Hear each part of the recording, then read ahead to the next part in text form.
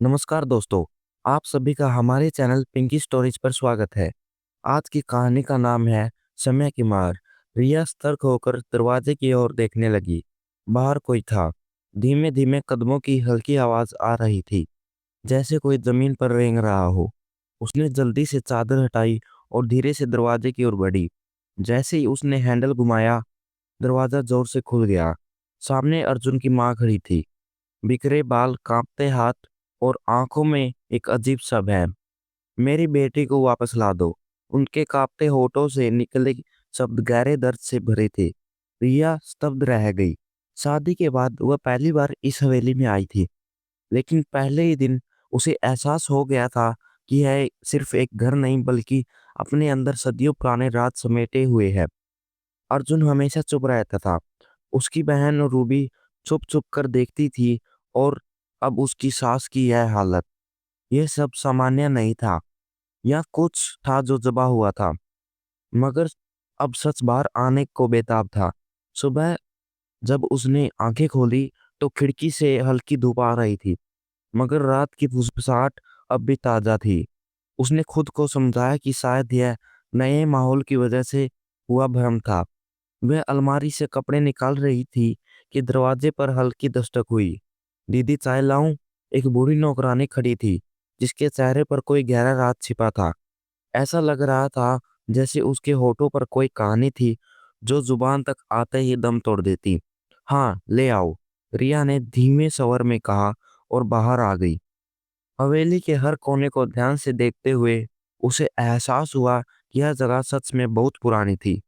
दीवारों में दरारें थी, ऊंची छतों से झूमर लटक रहे थे और लकड़ी के दरवाजे समय की मार चुके थे। वह चौंक गई।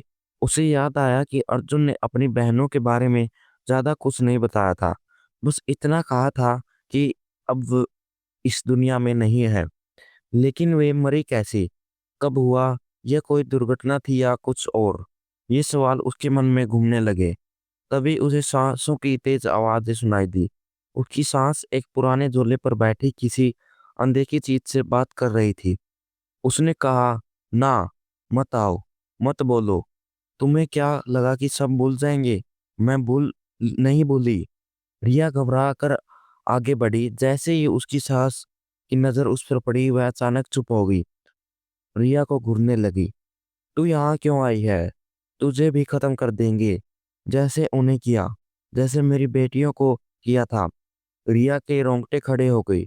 उसकी सांस की आंखों में ऐसा खौफ था कि अब वह उसके जाल में जकड़ती जा रही थी। यह हवेली, यह घर और इसका हर कोना कोई भयानक राज छुपाए था, जिसकी परतें अब धीरे धीरे रिया के सामने खुलने लगी थी। उसने तय किया कि उसे अर्जुन से बात करनी होगी। जब वह कमरे में आया तो रिया ने हिचकिचाते हुए कहा, तुम्हारी बहनों की मौत कैसे हुई?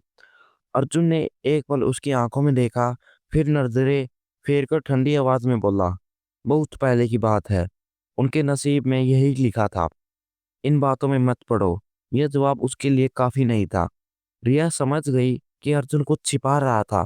अगले दिन जब वह हवेली के अलग अलग हिस्सों को देखने निकली, तो उसे एहसास हुआ कि कुछ दरवाजे हमेशा बंद रहते हैं, खासकर वह बाहरी लकड़ी का दरवाजा जो तहखाने की ओर जाता था। यह दरवाजा हमेशा बंद क्यों रहता है? यहाँ कौन रहता है? उसने नौकरानी से पूछा। नौकरानी का चेहरा डर से भर गया। वह एक पल चुप रही और फिर धीरे से बोली, इधर मत जाओ दीदी, जो गया वह वापस नहीं आया। रिया के दिल में एक अजीब सा डर दौड़ गया। वह एक और सवाल पूछना चाहती थी, लेकिन नौकरानी जल्दी से वहां से चली गई। रात में जब रिया बिस्तर पर लेटी, तो नींद उसकी आंखों से कोसों दूर थी। अचानक कमरे में किसी के फुसफुसाने की आवाज आई। उसे महसूस हुआ कि कोई उसे देख रहा था, कोई जो दिखाई नहीं दे रहा था, लेकिन मौजूद था। अगले दिन जब वह अर्जुन के साथ खाने की मेज पर बैठी, तो उसने हंसी के तहखाने का जिक्र छेड़ा। अर्जुन के चम्मच रखते हुए सख्त लहजे में कहा, कितनी बार कहा है कि इन बातों में मत पड़ो। इस हवेली में कुछ जगहों पर जाना मना है।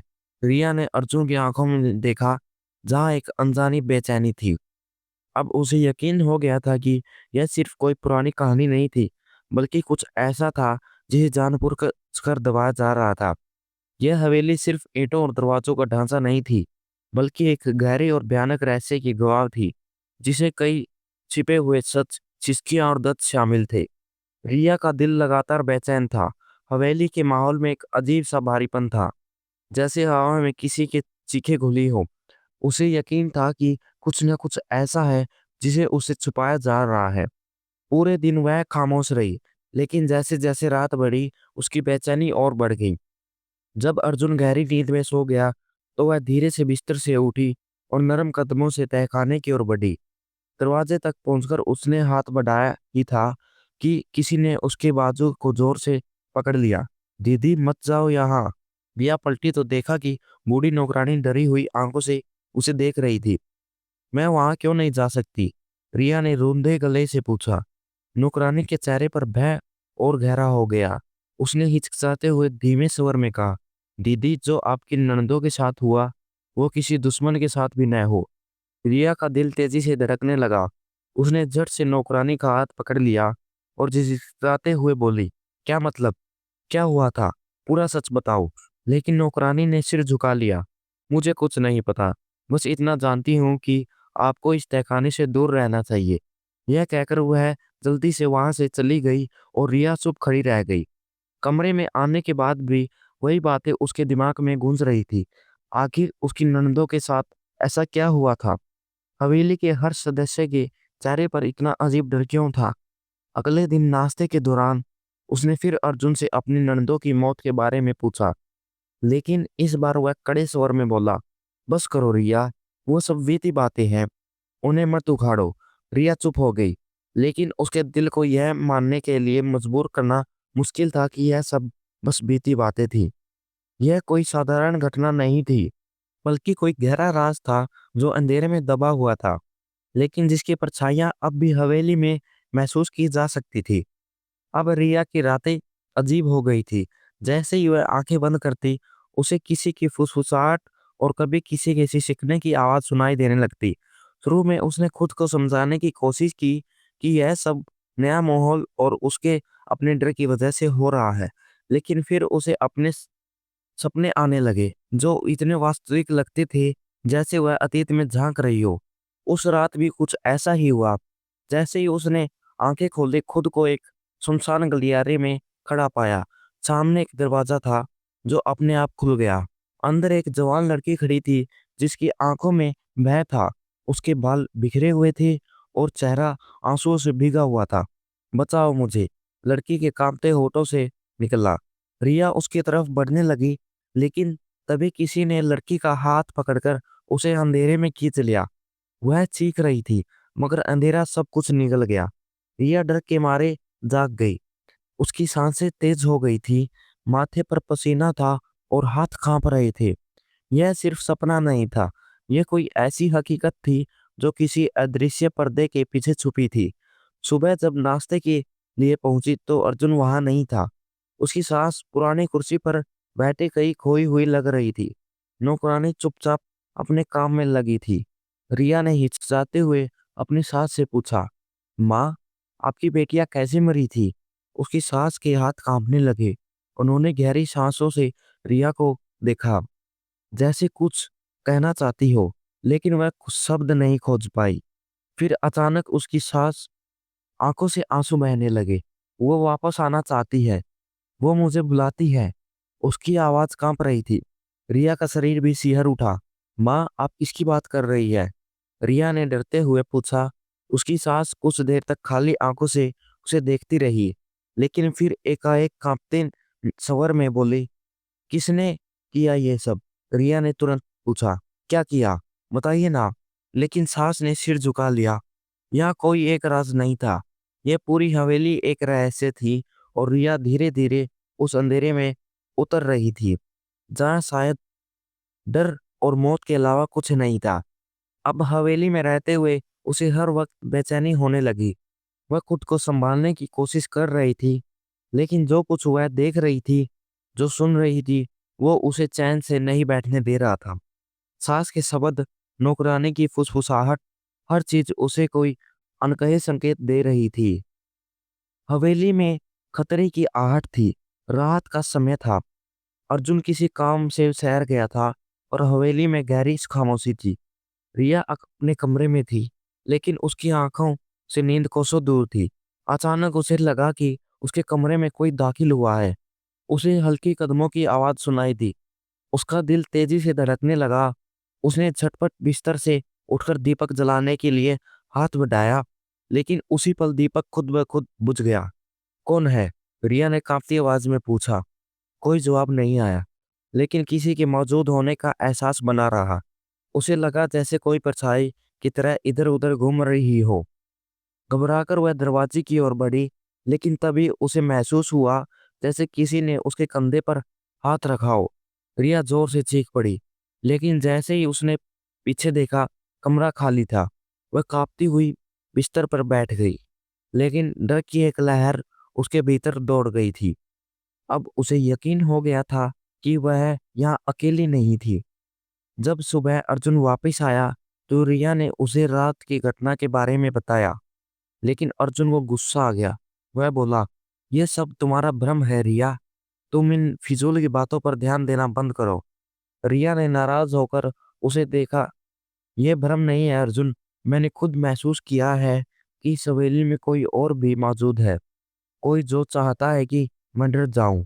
अर्जुन ने गहरी सांस ली और उसका हाथ पकड़कर बोला, तुम बस इन बातों को दिल से मत लगाओ। हवेली पुरानी है, हवा का बहाव भी ऐसा एहसास करा सकता है। बस शांति से रहो। लेकिन रिया को शांति नहीं मिल रही थी। अब ये सिर्फ सपने या फुसफुसाहटें नहीं थी। ये डर भी बहुत करीब आ चुका था। कोई था जो चाहता था कि वह डरी रहे और शायद हमेशा के लिए चुप हो जाए। रिया ने ठान लिया था कि वह इस हवेली के छिपे हुए राजों को चाहे बिना चैन नहीं लेगी। अर्जुन बार बार उसे डर को भ्रम बताकर टाल देता था, लेकिन जो वह महसूस कर रही थी वो महज इत्तेफाक नहीं था। यह कुछ था, कुछ जिसे उससे छुपाया जा रहा था। एक दिन जब वह अपने कमरे की सफाई कर रही थी, तो उसे अलमारी के नीचे एक छोटा सा डिब्बा मिला। पुरानी लकड़ी की एक दराज उसकी नजर में आई, जो जंग लगी हुई थी। उत्सुकता से भरकर जब उसने दराज खोली, तो अंदर एक पुरानी डायरी रखी थी। डायरी पर धूल जमी हुई थी और उसका रंग मटमला हो चुका था। लेकिन जैसे ही रिया ने उसे खोला, उसकी आंखें आश्चर्य से फैल गई। यह अर्जुन की सबसे बड़ी बहन रूबी की डायरी थी। शुरुआती पन्नों में रोजमर्रा की बातें लिखी थी, लेकिन जैसे जैसे रिया आगे बढ़ती गई, उसके शब्दों में एक अजीब सा डर और घबराहट महसूस होने लगी। मुझे लगता है कि कोई मुझे हर रात देख रहा है। कोई मेरे कमरे में आता, लेकिन मैं देख नहीं पाती कि वो कौन है। जब मैं लाइट बंद जलाती हूँ, तो वहाँ कोई नहीं होता, लेकिन मुझे महसूस होता कि कोई बहुत पास है, बहुत पास। रिया का दिल जोर से धड़कने लगा। कल रात मेरी छोटी बहन रीता के कमरे का दरवाजा अंदर से बंद था। जब अर्जुन ने दरवाजा तोड़ा, तो रीता कांप रही थी। उसने कहा कि किसी ने उसका गला दबाने की कोशिश की, लेकिन कमरे में कोई नहीं था। सबने कहा कि यह बस एक बुरा सपना था, लेकिन मैं जानती हूँ कि यह सपना नहीं था। रिया का मन उलझने लगा। यह सब क्या था? उसने तेजी से पन्ने पलटना शुरू किया। अगर मेरी मौत हो जाती है, तो समझ लेना कि यह कोई हादसा नहीं था। मैंने एक सच जान लिया है, एक ऐसा सच जो मेरी जान ले सकता है। रिया को लगा जैसे कोई उसके कमरे के बाहर खड़ा हो। वह झटपट दरवाजे की ओर बढ़ी, लेकिन जैसे ही उसने दरवाजा खोला, वह कोई नहीं था। फिर उसके दिल ने कहा कि कोई था, कोई जो जान चुका था कि उसने डायरी पढ़ ली है। रिया का मन घबराने लगा। रूबी की डायरी ने उसके भीतर एक अजीब सा डर भर दिया था। हर शब्द में छिपा खौफ, हर पन्ने पर लिखी बेबसी, और सबसे ज्यादा वो आखिरी पंक्ति, अगर मेरी मौत हो जाती है, तो समझ लेना यह कोई हादसा नहीं था। आखिर ऐसा कैसे हो सकता था कि अर्जुन की तीनों बहनें रूबी, रीता और सुनीता एक के बाद एक इस दुनिया से चली गई, और किसी को कोई शक तक नहीं हुआ। रिया ने ठान लिया कि अब वह किसी की मनाही से नहीं रुकेगी। उसे सच का पता लगाना ही था। अगली रात जब सब कुछ गहरी नींद में डूबा था, वह चुपचाप अपने कमरे से बाहर निकली और उस दरवाजे की ओर बढ़ी जो तहखाने की ओर जाता था। दिन में नौकरानी ने उसे चेतावनी दी थी कि जो भी वहां गया वो वापस नहीं लौटा, लेकिन अब उसे किसी बात से डर नहीं लग रहा था। वह दरवाजा जो हमेशा बंद रहता था, जब रिया ने उसे धक्का दिया तो वह धीरे से खुल गया, जैसे किसी ने पहले ही खोलकर छोड़ दिया हो। अंदर गुप्त अंधेरा था। कांपते हाथों से उसने मोबाइल की टॉर्च जलाई और धीरे धीरे सीढ़ियां उतरने लगी। तहखाना बहुत पुराना था। दीवारों पर मकड़ी के जाले थे और वहां एक अजीब सी सीलन पड़ी गंध फैली हुई थी। जैसे ही वह आगे बढ़ी, टॉर्च की रोशनी में कुछ निशान चमके।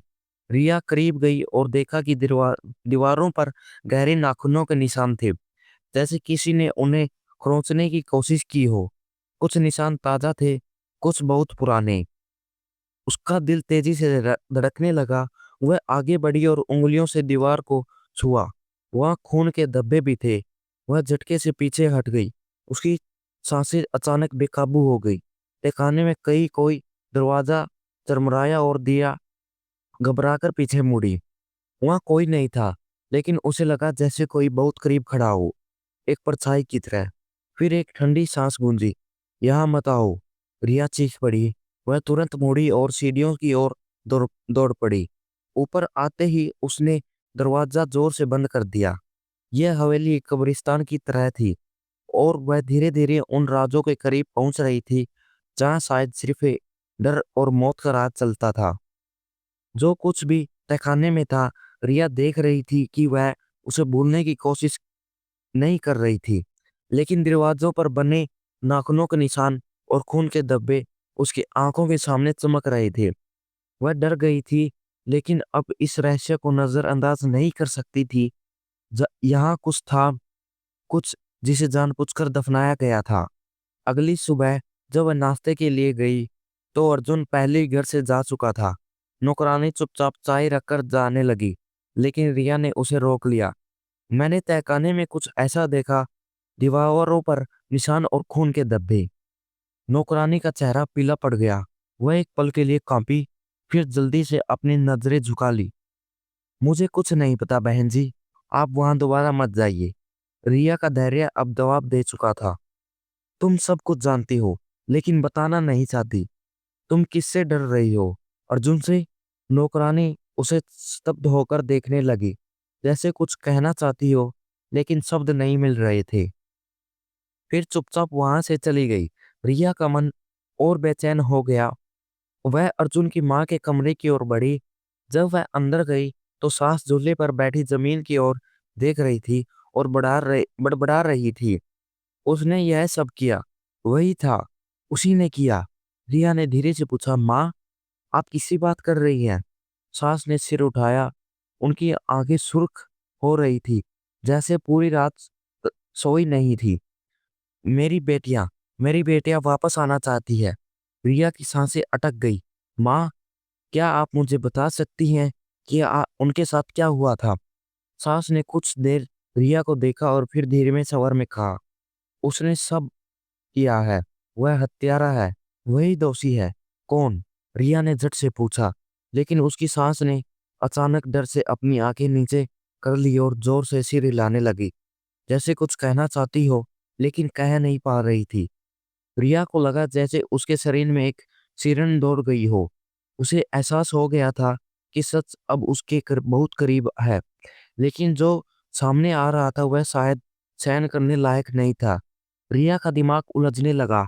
हर तरफ से उसे संकेत मिल रहे थे कि इस हवेली में कोई भयानक राज छिपा था, लेकिन सच पूरी तरह सामने नहीं आया था। सास की बेख्याली में कई बातें, अर्जुन का अजीब व्यवहार, तहखाने की दीवारों पर खून के निशान, ये सब किसी न किसी तरह आपस में जुड़े हुए थे। उसी दिन दोपहर को जब वह अपने कमरे में बैठी थी, तो नौकरानी धीरे धीरे अंदर आई। उसके चेहरे पर घबराहट थी, जैसे कुछ कहना चाहती थी, लेकिन डर रही थी। दीदी, उसने हल्की आवाज में कहा। रिया चौंक गई। क्या हुआ? नौकरानी ने इधर उधर देखा, जैसे यह पक्का कर रही हो कि कोई सुन नहीं रहा। फिर धीमे स्वर में बोली, दीदी, आप यहाँ से चली जाइए। यह घर आपके लिए सुरक्षित नहीं है। रिया की आंखें आश्चर्य से फैल गई। तुम्हारा क्या मतलब है? क्या तुम मुझसे कुछ छिपा रही हो? नौकरानी के होठ कांपने लगे। वह कुछ देर तक चुप रही, फिर अचानक बोली, आपकी ननद बीमार नहीं थी, उन्हें मारा गया था। रिया की रीढ़ में सिरन दौड़ उठी। तुम पक्के तौर पर कह रही हो? लेकिन कौन? नौकरानी ने तेजी से सिर हिलाया। मुझे नहीं पता दीदी, मैं बस इतना जानती हूँ कि उनकी मौत सामान्य नहीं थी। सबने कहा कि वह बीमार थी, लेकिन मैंने अपनी आंखों से देखा था। उनका शरीर नीला पड़ गया था, जैसे उन्हें जहर दिया गया हो। रिया का दिल तेजी से धड़कने लगा। क्या अर्जुन को यह सब पता है? नौकरानी ने दरवाजे की ओर घबराकर देखा और फिर धीरे से बोली, दीदी उन्हें सब पता है और वह नहीं चाहते कि आप सब जाने। रिया की सांसें थम गई। जो कुछ भी वह सोच रही थी, अगर वह सच निकला तो इसका मतलब था कि खतरा सिर्फ उसकी ननदों तक सीमित नहीं था, बल्कि अब यह खतरा उस पर भी मंडरा रहा था। अब पीछे हटने का कोई रास्ता नहीं था। उसे इस रहस्य से पर्दा उठाना ही था, चाहे इसकी कीमत उसकी जान ही क्यों न हो। उस रात जब वह अर्जुन सो गया, रिया ने फिर से वह डायरी निकाली जिसे उसने पहले पढ़ा था। वह देखना चाहती थी कि क्या उसमें और सुराग हैं जो उसे सच के करीब ले जा सकते हैं। डायरी के एक पन्ने पर रूबी ने लिखा था, मेरी बहन रीता बार बार बीमार पड़ रही है। वह हर रात उल्टियां कर रही है, लेकिन डॉक्टर कुछ भी नहीं बता रहा। माँ कहती है कि यह कमजोरी के कारण है, लेकिन मुझे पता है कि कुछ गलत हो रहा है। रिया की उंगलियां कांपने लगी। आज जब डॉक्टर आया तो उसने कहा कि रीता की मौत सामान्य नहीं लग रही, लेकिन जैसे ही उसने रिपोर्ट लिखनी शुरू की, अर्जुन ने उसे अकेले बुलाया। जब डॉक्टर वापस आया तो उसने बस इतना कहा कि सब ठीक है। रिया का दिल जोर जोर से धड़कने लगा। यह सब क्या हो रहा है? अगर डॉक्टर पहले कुछ और कह रहा था और बाद में रिपोर्ट बदल गई, तो इसका मतलब था कि सच को दबाया जा रहा था। अचानक उसके मन में एक ख्याल आया, क्या अर्जुन अपनी बहनों की मौत में शामिल था या वह किसी को बचाने की कोशिश कर रहा था? डायरी रिया के हाथ से गिर गई। तभी उसने दरवाजे के नीचे से किसी के कदमों की परछाई देखी। वह तुरंत बिस्तर पर लेट गई और आंखें बंद कर ली। लेकिन उसका दिल तेजी से धड़क रहा था। जैसे जैसे यह राज खुल रहा था, यह और भी खतरनाक होता जा रहा था। अब रिया खुद इस खेल का हिस्सा बन चुकी थी और उसे पता था कि अब उसके लिए पीछे हटने का कोई रास्ता नहीं था। अगले दिन सुबह जब अर्जुन नाश्ते के लिए आया, तो रिया ने ध्यान से उसके चेहरे को देखा। वह हमेशा की तरह शांत लग रहा था, लेकिन उसकी आंखों में कुछ ऐसा था जो रिया ने पहले कभी नहीं देखा था। कुछ छुपाने की बेचैनी। रिया ने धीरे से कहा, अर्जुन, क्या मैं तुमसे एक सवाल पूछ सकती हूँ?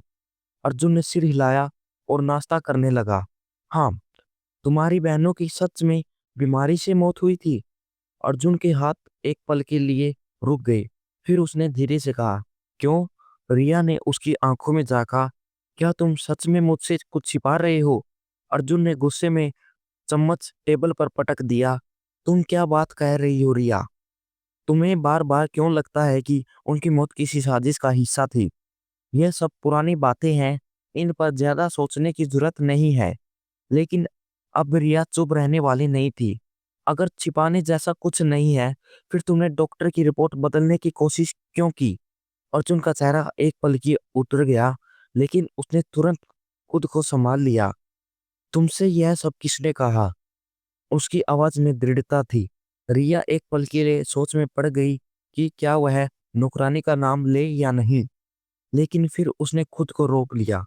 यह जरूरी नहीं कि मुझे किसने बताया, लेकिन मैं सच जानना चाहती हूँ। अर्जुन ने गहरी सांस ली और कुर्सी से उठते हुए बोला, बस करो रिया, यह सब बेकार है। चीजों के बारे में सोचना बंद करो। अगर तुम्हें सुकून चाहिए तो इस घर में पुराने मामलों में मत पड़ो। रिया स्तब्ध रह गई। पहली बार अर्जुन ने उससे इतनी सख्ती से बात की थी। फिर वह दरवाजे जोर से बंद करके बाहर निकल गया और रिया वहीं बैठी सोचती रही। अब रिया को यकीन हो गया था कि वह सच में बहुत करीब आ चुकी है और अगर उसने एक कदम और बढ़ाया तो शायद उसे इसकी कीमत चुकानी पड़ेगी। उसी रात जब पूरा घर गहरी नींद में था, रिया ने चुपचाप नौकरानी को अपने कमरे में बुलाया। दरवाजा धीरे से बंद हुआ। उसके बाद वह नौकरानी के पास गई और हल्की आवाज में पूछा, सच बताओ, क्या तुम्हें पता है कि मेरी नंद को किसने मारा? नौकरानी का रंग उड़ गया, लेकिन फिर वह कांपती हुई बोली, दीदी, मुझे सब कुछ नहीं पता, लेकिन मैं आपको यह बता सकती हूँ जो मुझे पता है। मैंने अपनी आंखों से देखा है। रिया का दिल तेजी से धड़कने लगा। क्या देखा था तुमने? नौकरानी ने एक पल के लिए दरवाजे की ओर देखा, जैसे वह सुनिश्चित करना चाहती हो कि कोई सुन तो नहीं रहा। फिर धीरे से बोली, पहली ननद रूबी दीदी, उनकी मौत हादसा नहीं थी। किसी ने उन्हें गला घोंटकर मारने की कोशिश की थी। मैंने अपनी आंखों से देखा था कि उसके शरीर पर चोट के निशान थे। रिया की सांसें रुक गई। ये सब कैसे हुआ और किसने किया? नौकरानी की आंखों में साफ डर झलक रहा था। मुझे यह नहीं पता, लेकिन एक रात मैंने रूबी दीदी को उनके कमरे में रोते हुए सुना था। वह किसी से कह रही थी, मैं तुम्हारा राज किसी को नहीं बताऊंगी, बस मुझे छोड़ दो। रिया का शरीर सिहर उठा। इसका मतलब था कि रूबी ने कोई बड़ा राज जान लिया था और इसी वजह से उनकी हत्या कर दी गई थी। और अब फिर अगले ही दिन वह नहीं रही। नौकरानी कांपती आवाज में बोली। रिया ने खुद को संभालने की दीवार का सहारा लिया। यह सब इतना भयानक था कि इस पर यह यकीन करना मुश्किल था। और दूसरी ननद रीता, नौकरानी की आंखों में आंसू आ गए। मैंने रूबी दीदी को मरते देखा था और फिर एक हफ्ते बाद रीता भी चल बसी। रिया को ऐसा महसूस हुआ जैसे जमीन हिल गई हो। और तीसरी ननद, नौकरानी ने कांपते होठों से फुसफुसाते हुए कहा, उन्हें सब कुछ पता चल गया था और वह जानती थी कि अब उनकी बारी है। रिया घबरा गई और नौकरानी का हाथ पकड़ लिया। लेकिन हत्यारा कौन है? नौकरानी ने अपने होठों पर उंगली रख दी। वह कुछ और कहने के लिए तैयार नहीं थी, लेकिन अब रिया को एहसास हो गया था कि वह हत्यारे के बहुत करीब आ चुकी है। अब यह रात ज्यादा देर तक नहीं छुपा रहेगा और जिस दिन ये सच सामने आएगा, इस हवेली में तूफान आ जाएगा। माँ के पास इसका जवाब था। रिया के भीतर का डर और सच जानने की जिद के बीच अब एक नए जंग छिड़ चुकी थी। रूबी, रीता और सुनीता, ये तीनों किसी हादसे में नहीं मरी थी, बल्कि उनकी हत्या की गई थी। सबसे बड़ा सवाल था कि हत्यारा कौन था। रिया ने फैसला कर लिया कि अब वह अर्जुन की मां से सच उगलवाकर ही रहेगी। शाम को जब अर्जुन हवेली से बाहर गया, तो रिया तेज सांस लेते हुई उसके कमरे की ओर बढ़ी। सास अपनी कुर्सी पर बैठी एक जगह घूर रही थी, जैसे किसी अनदेखी छाया को देख रही है। रिया धीरे से उसके पास बैठी और बोली, माँ, क्या मैं आपसे कुछ पूछ सकती हूँ? सास ने पलक झपकाई, जैसे किसी गहरे विचार से बाहर आई हो। फिर धीमे स्वर में बोली, पूछो। रिया ने धड़कते दिल से कहा, आपकी बेटियां कैसे मरी? सास का शरीर एक पल के लिए सुन पड़ गया। उन्होंने रिया की ओर देखा और उनकी आंखों में भय की एक परछाई उभरी। वह मरी नहीं थी, उसे मारा गया था। उनकी आवाज कांप रही थी। रिया ने घबराकर पूछा, उसे किसने मारा? मम्मी, सच बताइए। सास के होठ थरथराने लगे। वह अपने हाथ मलने लगी, जैसे कोई भयानक सच कहने वाली हो। पहले वह डरी हुई लग रही थी, फिर अचानक उनकी आंखों में खौफ उभर आया।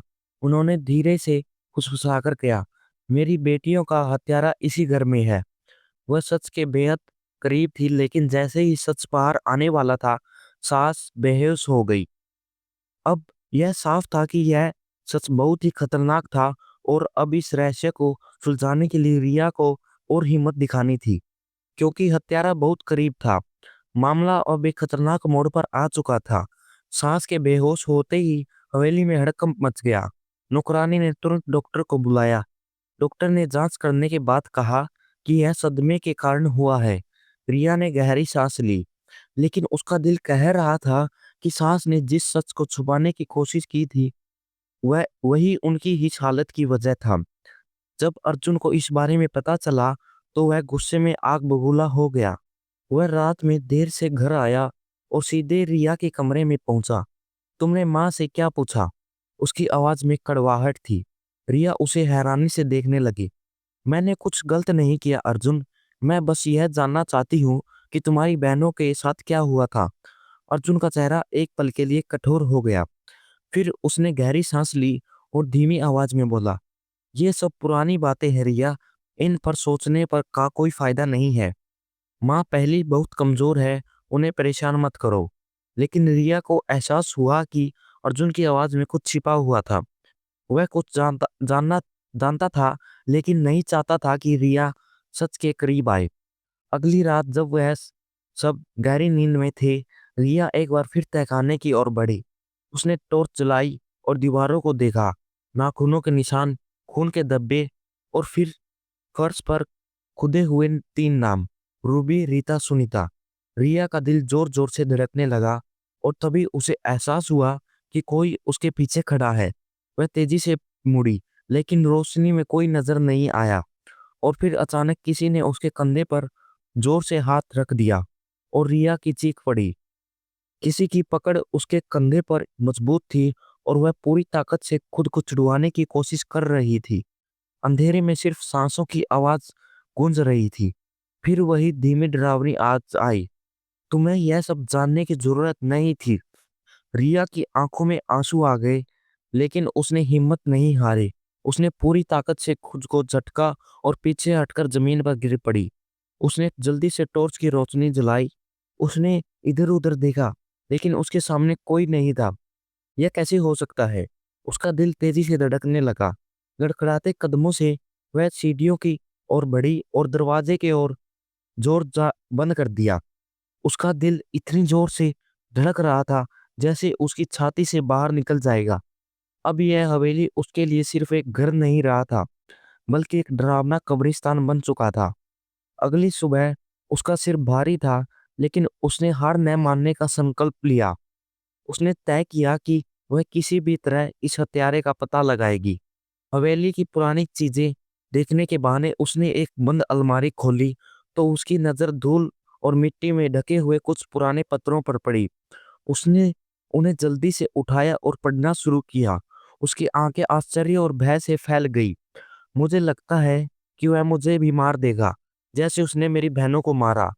अगर मैं मर जाऊं तो समझ लेना कि हत्यारा कोई बाहर का नहीं है, बल्कि वही है जिस पर सब सबसे ज्यादा भरोसा करते हैं।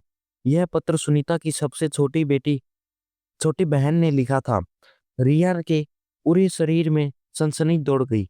अर्जुन, नहीं, यह सच नहीं हो सकता। वह अपने ही पति पर ऐसा आरोप कैसे लगा सकती है? लेकिन यह पत्र झूठा नहीं था। रिया के हाथ कांपने लगे। अगर यह सच था, तो इसका मतलब था कि अर्जुन ने अपनी बहनों की हत्या की थी। ठीक उसी पल दरवाजे के बाहर किसी के कदमों की आहट सुनाई दी। रिया ने जल्दी से पत्र छुपा लिया और दरवाजा खोला। अर्जुन सामने खड़ा था। उसकी आवाज उसकी आंखों में एक अजीब सा गुस्सा और बेचैनी थी। क्या कर रही हो रिया? उसने धीमी लेकिन सख्त आवाज में पूछा। रिया को महसूस हुआ कि अब वह खतरे के बहुत करीब आ गई है। अगर उसने कोई गलत कदम उठाया, तो वह खुद अगला निशान बन सकती है। अर्जुन की आंखों में तनाव था, जैसे उसे समझ आ गया हो कि यह रिया ने कुछ ऐसा देख लिया है जो उसे नहीं देखना चाहिए था। मैं तो बस पुरानी चीजें देख रही थी। अर्जुन ने उसे ध्यान से देखा, फिर आगे बढ़कर उसकी बाजू पकड़ ली। रिया, इसे यहीं छोड़ दो। जिस रास्ते पर तुम जा रही हो, वह तुम्हारे लिए अच्छा नहीं है। रिया ने उसकी पकड़ में एक अजीब सी ताकत महसूस की, जैसे वह समझाने के साथ साथ उसे धमका भी रहा हो। जब रात हुई तो रिया ने तय किया कि अब वह और देर नहीं करनी चाहिए। उसे पता था कि अगर वह पीछे हटी तो शायद सच कभी बाहर न आ सके। वह हवेली की उस नौकरानी के पास गई, जो हमेशा डरी सहमी रहती थी, जैसे उसके दिल में कोई भयानक रात दफन हो। मुझे सच बताओ, अर्जुन की बहनों के साथ क्या हुआ था? नौकरानी घबरा कर रिया की ओर देखने लगी और फिर जल्दी से अपनी नजरें झुका ली। दीदी, मैं कुछ नहीं जानती। झूठ मत बोलो, रिया ने कड़े स्वर में कहा। मैंने कहा, मैं जानती हूँ कि यह साधारण मौत नहीं थी। अगर तुम सच में इंसाफ चाहती हो तो सच बताओ। नौकरानी ने इधर-उधर देखा कि कहीं कोई और तो नहीं सुन रहा। फिर वह धीरे से फुसफुसाई, मैंने खुद अर्जुन साहब को और उसकी बहनों को जहर देते हुए देखा था। रिया ने रिया के पैरों तले जमीन खिसक गई। क्या तुम यकीन करोगी? नौकरानी की आंखों में आंसू थे। मैंने अपनी आंखों से देखा था, लेकिन मैं कुछ कह नहीं सकती। सब डरते थे अर्जुन साहब से। वह बहुत चालाक है, अपने खिलाफ कोई सबूत नहीं छोड़ती। रिया के हाथ कांपने लगे। तो क्या यह सब जायदाद के लिए किया? नौकरानी ने सिर हिलाया। हाँ दीदी, बहनें अपनी संपत्ति में हिस्सा चाहती थी, लेकिन अर्जुन साहब को मंजूर नहीं था। इसलिए उन्होंने एक एक करके सबको मार डाला। रिया की सांसें तेज हो गई। जिस आदमी के साथ वह इतनी सालों से रह रही थी, वह सिर्फ एक धोखेबाज ही नहीं बल्कि एक बेरहम हत्यारा भी था। और अगर अर्जुन को इस बारे में पता चल जाता तो रिया की पूरी दुनिया उलट पुलट हो जाती। अर्जुन, जिसे वह अपनी आत्मा का साथी समझती थी, एक खूनी निकला। उसने अपनी बहनों को सिर्फ इसलिए मार डाला क्योंकि वे अपनी संपत्ति में अपने अधिकार की मांग कर रही थी। रिया को लगा जैसे उसकी सांसें रुक रही हो, लेकिन उसने खुद को कमजोर नहीं होने दिया। उसे पता था कि अगर अर्जुन को एहसास हो गया कि वह सब जान चुकी है, तो वह उसे भी मार डालेगा। अगली रात वह अपने कमरे में बेचैनी से इधर-उधर टहल रही थी। तभी दरवाजा धीरे से खुला। अर्जुन अंदर आया और उसे ध्यान से देखने लगा। तुम कुछ बदली-बदली सी लग रही हो रिया। क्या बात है? रिया खुद को जल्दी से संभाला। नहीं, बस नींद पूरी नहीं हुई। अर्जुन ने हल्की सी मुस्कान दी, लेकिन उसकी आंखों में कुछ और ही था। यह अच्छी बात है कि तुम खुद को व्यस्त कर रही हो, लेकिन वह एक पल के लिए रुका और फिर धीमी लेकिन खतरनाक आवाज में बोला, यह मत भूलो कि कुछ सवाल पूछना भी नुकसानदेह हो सकता है। रिया का दिल एक पल के लिए तेज धड़कने लगा। यह धमकी थी।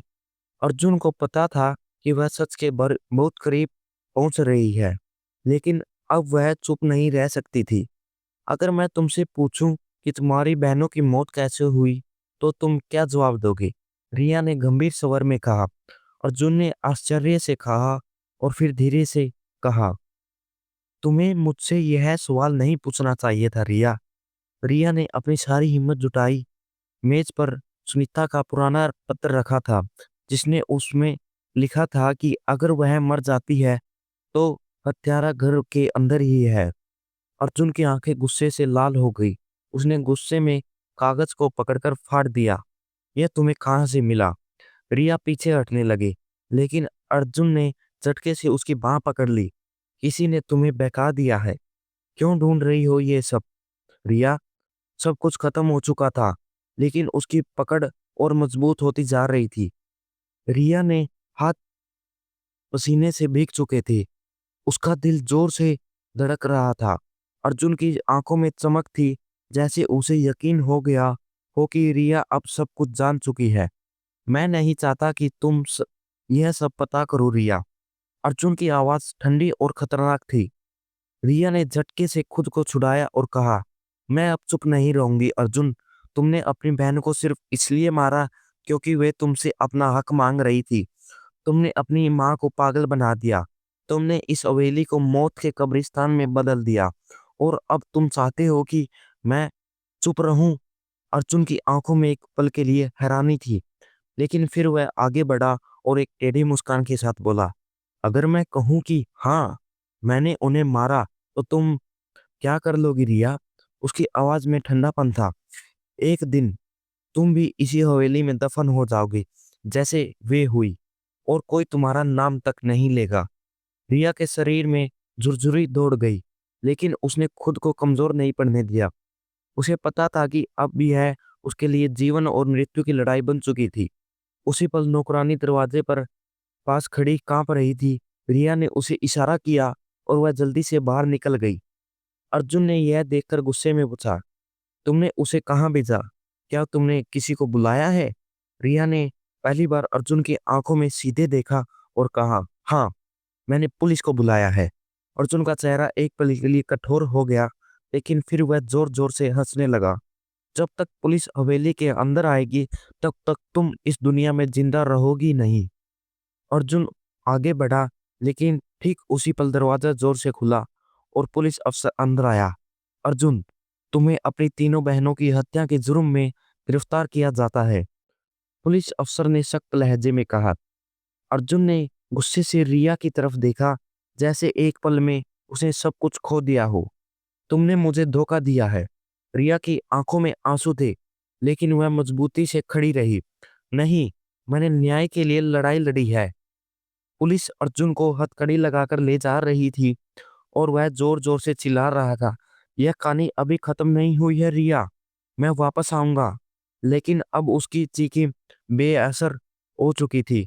कुछ दिनों बाद अदालत में अर्जुन पर मुकदमा चला। नौकरानी ने गवाही दी। रूबी की डायरी, सुनीता का पत्र और रीता की पोस्टमार्टम रिपोर्ट ने साबित कर दिया कि अर्जुन ही दोषी था।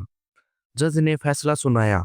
3 हत्याकांडों के अपराध में अर्जुन को मृत्युदंड की सजा दी जाती है।